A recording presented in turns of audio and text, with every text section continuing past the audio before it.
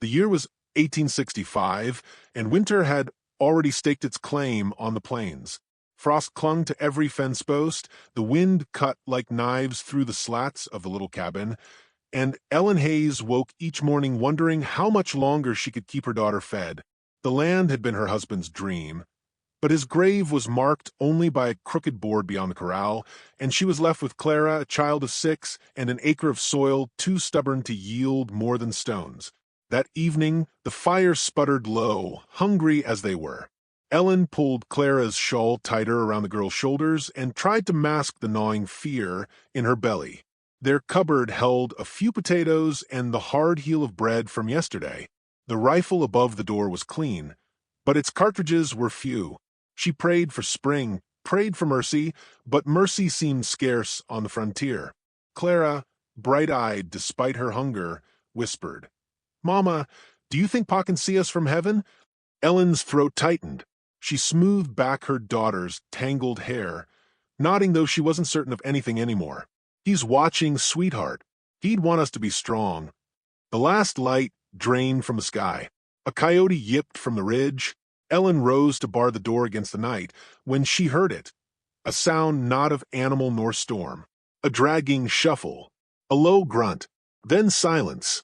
She froze, heart slamming against her ribs.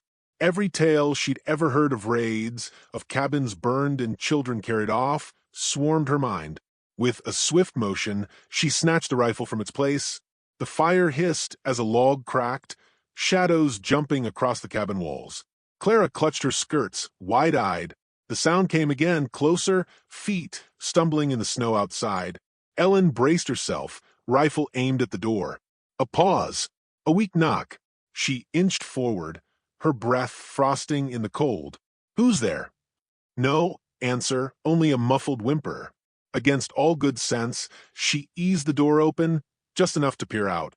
A boy stood there, barely more than 10, thin as a reed, his moccasins torn, blood soaking the leather.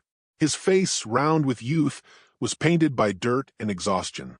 He swayed, nearly falling, one hand pressed against the frame for balance. His dark eyes lifted to hers, hollow with hunger. "Water," he whispered in halting English.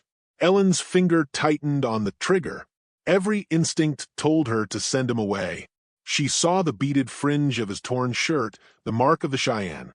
She remembered the neighbors in town who'd lost sons to raids, the stories of scalps nailed to wagon wheels. The settlers had warned her. Kindness to one was an invitation to all. But Clara tugged her skirts and said softly, "Mama, he's just a boy."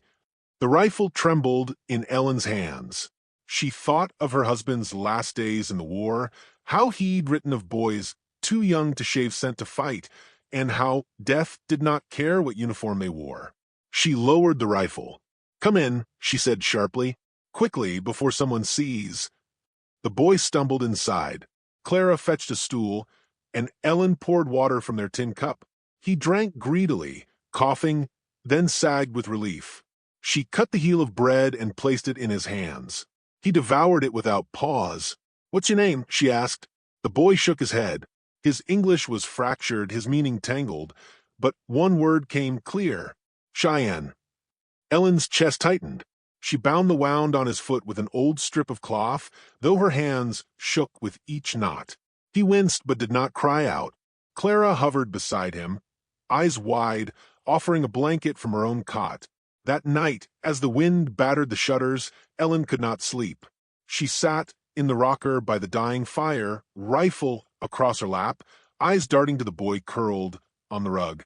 Clara slept soundly, head pillowed near the stranger as if he were kin. Ellen stared into the flames, torn between fear and a pang of pity so deep it unsettled her. Outside, the plains whispered with sounds she couldn't place, drums faint and far off, or perhaps only the wind playing tricks. Her mind replayed the warnings from a settlement, never trust an Indian. Yet here was one, not a raider but a child, shivering under her roof. At some point she drifted into a restless doze. She woke before dawn to silence, the fire ash-cold. The boy still slept, curled like a pup. She slipped outside, pulling her shawl tight against the frost. The first light spread thin across the horizon, painting the snow in hues of gold and ash. She stopped dead. Along the fence line, 40 figures stood, silent, unmoving, spears pointed skyward, feathers shifting in the breeze. Their ponies snorted clouds of steam, hooves pawing the frozen ground. Paint streaked their faces. Across their shoulders hung rifles and bows. Ellen's breath locked in her throat. She could not move, could not even call out. The frost beneath her boots creaked loud as thunder. The warriors stared back at her, 40 pairs of eyes, watchful and unreadable. In that breathless moment, she felt the weight of her choice, the bread she had given, the water she had poured. Clara's small voice called from the doorway behind her. "Mama?" Ellen swallowed hard, her eyes fixed on the wall of spears at her fence. The boys' people had come, and she had no idea if they meant to thank her or destroy her. The sun edged higher, gilding the steel tips of their weapons. Not a word was spoken. The only sound was the rasp of her own breath, sharp in the morning air. And in that silence, Ellen knew her life and her daughters hung by the thread of a single act of mercy. Ellen stood rooted in the frozen yard, her breath clouding before her face, the sun catching on spearheads until the whole fence line glimmered like a wall of steel. 40 men on horseback, all Cheyenne, watched her without a word. She felt Clara press against the back of her legs, small fingers clutching her skirts. The boy, inside, still slept before the hearth, unaware his people had come. Ellen's throat was so dry it ached, but she managed a single word, hoarse and trembling. "Why?" The horses shifted, leather creaking, hooves grinding into the frost. Then one rider dismounted. He was taller than the rest, his long black hair bound with strips of red cloth, his chest bare beneath a buffalo hide robe. He carried no rifle in his hand, only a spear painted with white bands. His eyes found hers and did not waver. He stopped just beyond the fence, boots sinking into the snow, and spoke in halting English, deep voice rolling like distant thunder. "My name, Tall Hawk." He gestured toward the cabin. "Boy, my blood." Ellen's mouth went dry. She glanced back at the door, where the boy lay on her rug. She turned again, her rifle heavy in her hands though she had not raised it. "He came hurt, hungry. I gave him bread. That is all." Tall Hawk tilted his head, studying her as though weighing her soul. His warriors stood silent, but their eyes bore into her. Then Tall Hawk pointed to the cabin door. "Bring him." Clara whimpered, but Ellen pressed a hand to her daughter's hair, steadying her. She wanted to refuse. She wanted to slam the door and bar it, hide the boy, and pray the warriors would vanish like smoke. Yet she knew they would not.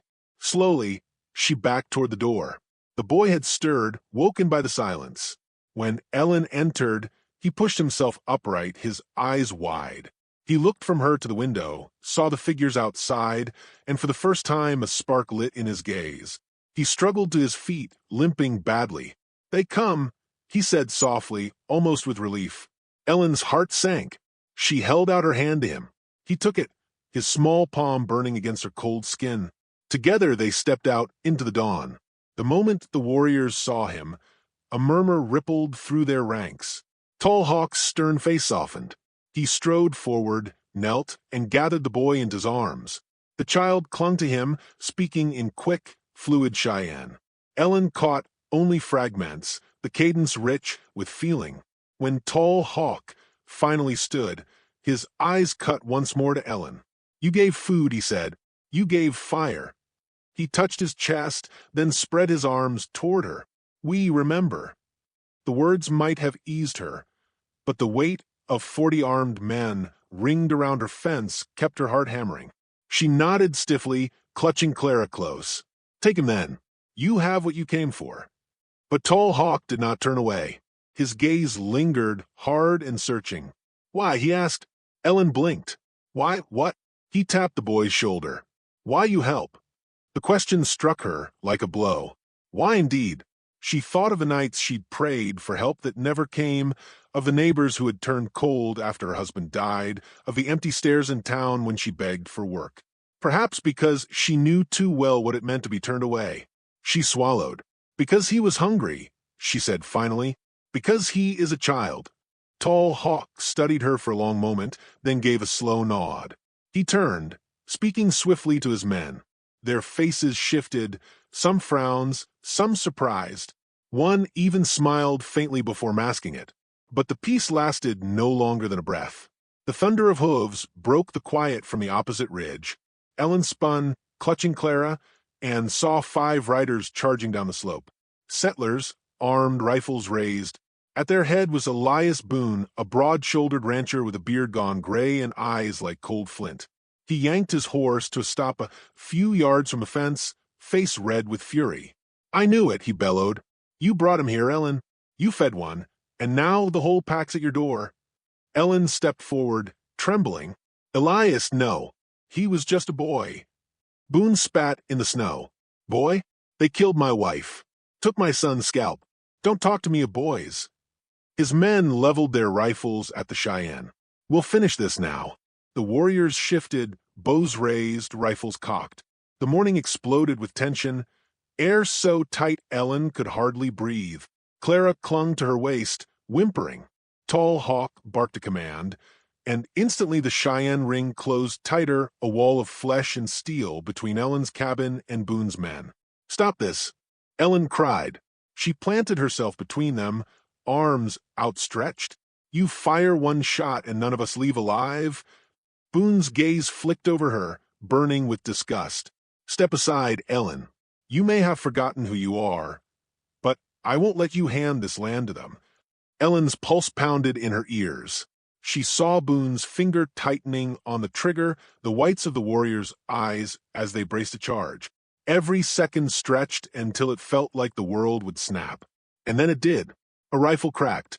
Smoke spat from Boone's side. The bullet screamed past Ellen's shoulder and struck the post beside her head, splintering wood. Clara screamed. Ellen threw herself around her daughter, heart hammering. The boy cried out and clutched Ellen's arm as though to shield her. Tall Hawk roared, his warriors answering with a chorus of shouts, bows snapping taut, rifles firing. Chaos erupted, steel against powder, men shouting in 2 tongues. Ellen scrambled backward. Dragging Clara with her, the boy pressed against her side. Smoke thickened, horses screamed, arrows whistled through the dawn. She stumbled against the cabin wall, shielding her daughter as bullets chewed the dirt at her feet. Through the haze, she glimpsed Boone, teeth bared, firing again and again.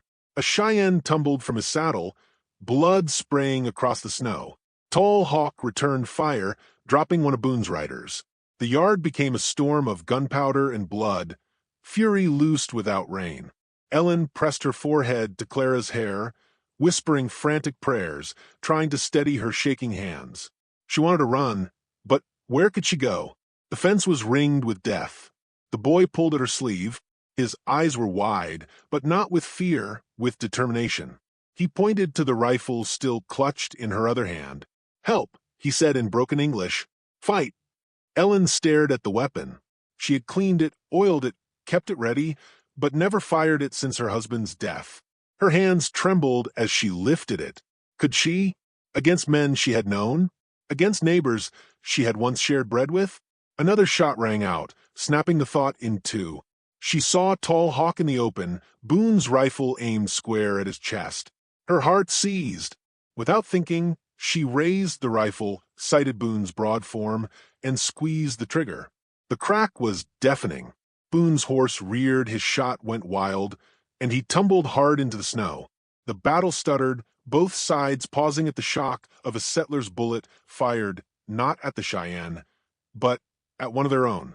Ellen gasped for breath, smoke curling from the rifle barrel. Her shoulder burned from the kick, but her gaze did not waver from Boone, writhing in the snow.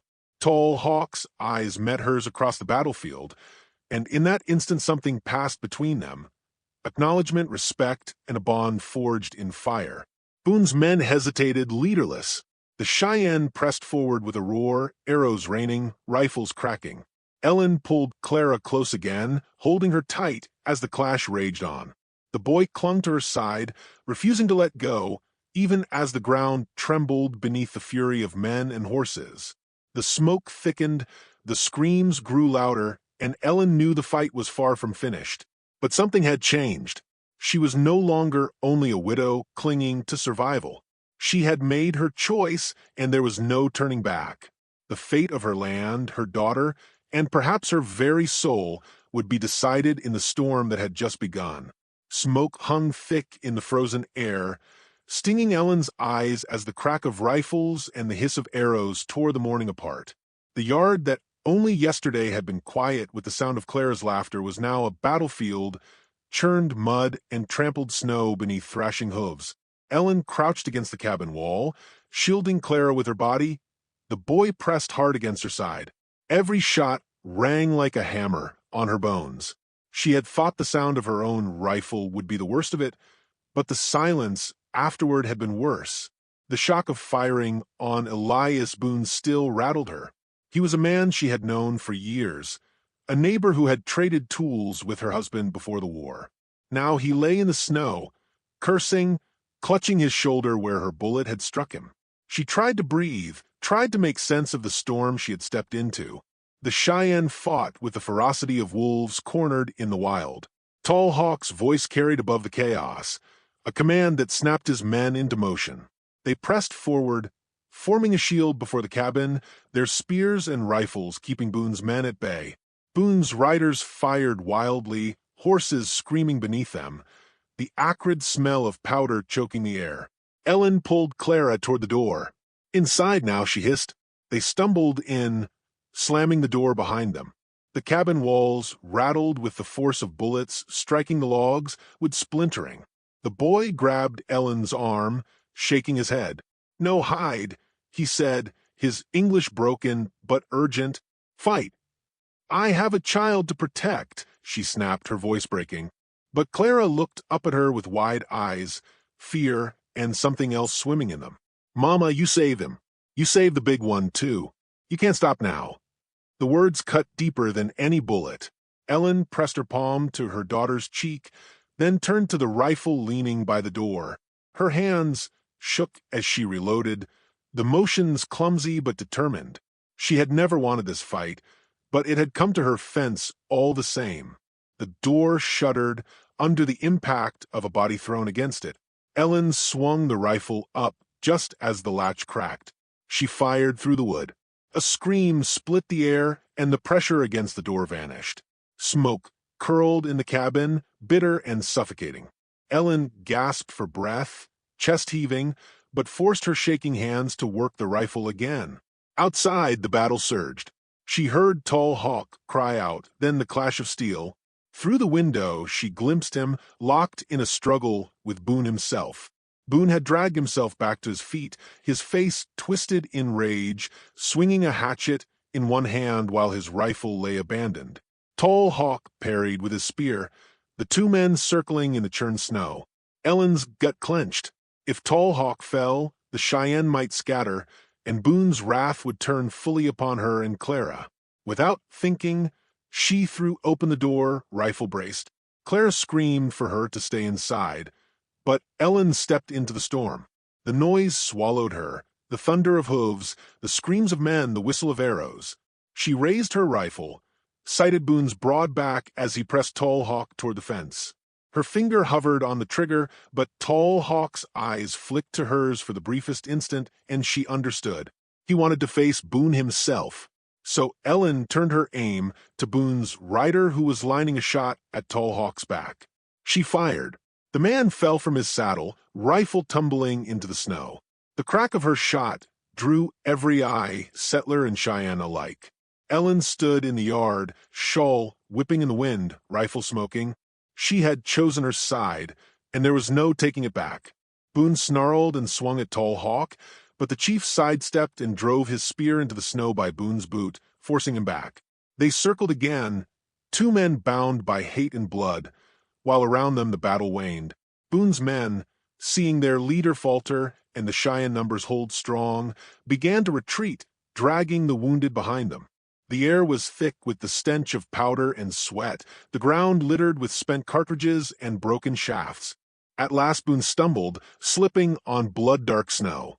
Tall Hawk seized the moment, knocking the hatchet from his grip and pinning him with the spear at his throat. Silence fell over the yard, broken only by the ragged breaths of men and horses. Ellen tightened her hold on Clara's hand, afraid to breathe. Boone lay on his back, chest heaving, eyes burning with hatred. Tall Hawk stared down at him, his chest rising and falling like a bellows. For a moment, Ellen thought the chief would finish it, would spill Boone's blood into the snow. But instead he lifted his spear, stepped back, and barked a command. His men obeyed, pulling away, lowering their weapons. "Go," Tall Hawk said in his heavy accent. "Leave. No more blood." Boone's face twisted, but he saw the odds.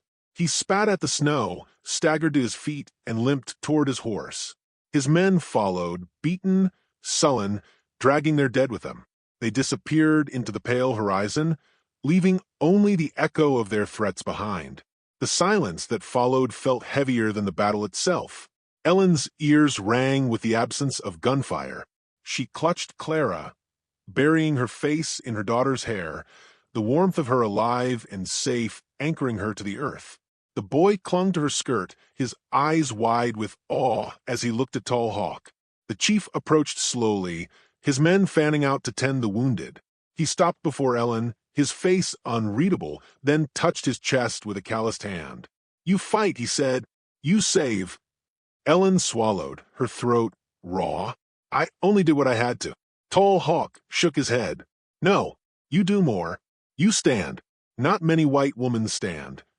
His gaze shifted to Clara, who peered up at him without fear. The chief knelt, speaking softly in his own tongue. The boy translated haltingly. "He says your child brave like mother." Ellen's eyes burned, tears threatening. She nodded, unable to speak. Tall Hawk rose, gave a sharp command, and the Cheyenne began to mount their horses. Some lingered, casting glances at Ellen with respect, others with curiosity. Before he mounted, Tall Hawk turned back to her. 40 spears guard this fence. No settler touch you now." She blinked, uncertain. "You would do that? For us." He gave the faintest nod. "For the bread. For the fire. For the child." Then he swung into the saddle, and with a signal, the warriors moved as one, hooves drumming across the frozen plain until they were little more than shadows swallowed by the horizon. The yard was quiet again, the only sounds the creak of the wind and the labored breaths of Ellen and her daughter. She lowered her rifle, the weight of it finally too much. It slipped from her hands and landed in the snow with a muffled thud. Clara looked up at her, eyes shining. "Mama, are we safe now?" Ellen knelt, pulling her into a fierce embrace. She wanted to say yes, wanted to promise safety, but the words caught in her throat. She could not lie, not to this child who had already seen too much. So she only whispered, "We'll try, sweetheart. We'll try." The boy stood beside them, his small shoulders squared, his gaze fixed on the horizon where the warriors had vanished. He slipped his hand into Ellen's. She looked down surprised, but he only said, "Family now." That night, after the dead were buried and the yard lay still, Ellen sat by the fire with Clara asleep in her lap. The boy lay near the hearth again, though now with a blanket Tall Hawk himself had given before he rode away. The flames danced shadows across the walls, and the rifle rested by the door, silent. Ellen stared into the fire and let the weight of the day wash over her. She thought of the bread she had given, a simple piece torn from her own hunger. She thought of the 40 spears at her fence, the blood shed in her yard, and the choice she had made. She wondered what it meant for tomorrow, for the days beyond. Her voice, low and steady, broke the silence, though there was no one awake to hear. One act of kindness and the world changes. Outside, the wind carried the faint echo of hoofbeats still, or perhaps only memory. And if you had stood at that fence line that morning, you might have seen it too, the way mercy, rare as it was on the frontier, could call an army to your defense. A loaf of bread, a cup of water, a hand offered to a child. Such small things, yet they could shift the course of lives, even of nations. The wind carried the bite of snow, a restless moan that rattled the chinks in the Hayes cabin. Ellen sat stiff-backed in the rocker, her shawl drawn close, Clara asleep across her lap. The boy dozed near the hearth, his wound healing, but still limping when he walked. The battle had ended 2 days past, yet the ground outside was scarred with hoofprints and blood, a grim reminder of how close death had come. She tried to keep her thoughts steady, but they tangled and tightened like thornbush roots. She had fired upon Elias Boone, a man she had once traded flour with, a man who'd brought nails when her husband mended the roof. She had saved Tall Hawk with her shot, and in so doing had thrown her lot in with the Cheyenne. Neither side of the frontier would forget. She rose carefully, laying Clara on the cot. Her daughter stirred, whispering in her sleep, "Mama, don't leave." "I won't, darling," Ellen whispered. She kissed her hair, but her heart was troubled. Outside, the horizon stretched white and empty, but she knew enemies could ride out of it at any hour.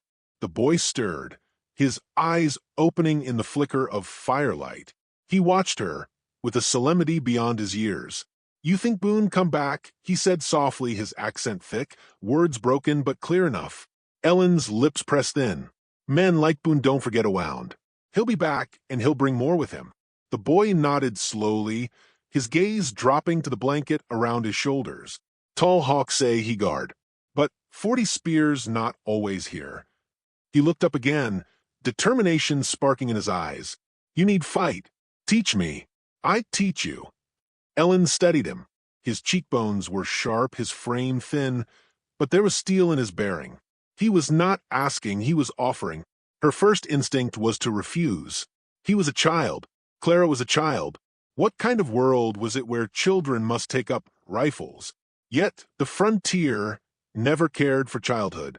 It devoured innocence, left only grit behind. She moved to the rifle above the door and brought it down. Her hands were steady now. She had crossed the line when she'd fired at Boone, and there was no going back. "Then we teach each other," she said. The next morning, frost cracked underfoot as Ellen and the boy stepped into the yard. Clara trailed behind, wrapped in a too large coat, her eyes bright. Ellen set up bottles on the fence and showed the boy how to hold the rifle. His small hands fumbled, but his gaze sharpened, fierce with focus. The crack of the shot startled the crows from the trees, and the bottle shattered. Clara clapped, laughter spilling into the cold air, a sound Ellen hadn't heard in too long. But joy did not linger. By noon, Tall Hawk returned with a handful of his men, his face carved with tension. "Boone gather men," he said. "Many guns. He comes soon." Ellen felt her stomach twist, but her voice was calm. "Then we'll be ready." The boy translated the rest. Boone had gone to the fort in town, stirring the settlers, claiming Ellen had betrayed her own people. The soldiers there were reluctant, but Boone's firebrand tongue carried weight. Soon, more than rifles might come marching. Night fell heavy and long.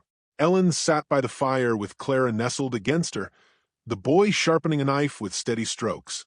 Tall Hawk's men waited beyond the yard, shadows among the trees. Every creak of the timbers made Ellen's muscles tighten. She prayed Boone would wait, that perhaps he'd lick his wounds a while longer. But Boone was not a man who waited. The attack came with dawn. It began with the faint rattle of hooves, the sound building like thunder until the cabin quivered. Ellen stepped outside, rifle in hand, and saw them cresting the ridge, Boone at the front, his arm bound from her bullet, his face twisted in fury. Behind him rode a dozen settlers and hired guns, rifles glinting in the pale light. Their breath steamed in the cold, their shouts carried sharp and eager. Tall Hawk gave a sharp cry, and his warriors surged forward to meet them, spears raised, bows drawn. The boy tugged at Ellen's sleeve, inside with Clara. But Ellen shook her head. "No, we fight together." The battle erupted. Gunfire split the air, arrows arced through the dawn. Horses screamed, men fell. Ellen took her place behind the fence, bracing the rifle. She fired, reloaded, fired again, each shot slamming her shoulder raw. Clara huddled in the cabin doorway, eyes wide, clutching a small carving of her father's she always carried. Boone's men pressed hard, determined to break through. One burst past the fence, Charging Ellen with a hatchet, she swung the rifle like a club, striking his jaw with a crack that sent him sprawling. The boy leapt forward, driving his knife into the man's arm before Tall Hawk pulled him back. Blood sprayed across the snow, hot against the frozen air. The clash roared on. Ellen's ears rang, her throat raw from shouting, her hands blackened with powder. She lost count of her shots, lost track of the men she had felled. All she knew was the fight, the pounding of her heart, and Clara's small cry behind her. Then Boone himself came. He forced his horse through the fray, his eyes fixed on Ellen with murder burning in them. He drew a pistol and aimed. She barely had time to breathe. The boy screamed and shoved her aside. The shot cracked, and the child crumpled in the snow. Ellen's world narrowed to that sight. His body sprawled, blood staining the frost. No! Her scream tore from her chest. Rage seared through her, hotter than fear, sharper than grief. She raised her rifle, sighted Boone squarely, and fired. The shot struck him in the chest. He jerked backward, tumbling from his horse. His pistol clattered to the ground, his body twisting, stilling. Silence spread outward like a wave, the battle stalling as both sides saw their leader fall. Tall Hawk's cry rose, a fierce sound that carried across the field.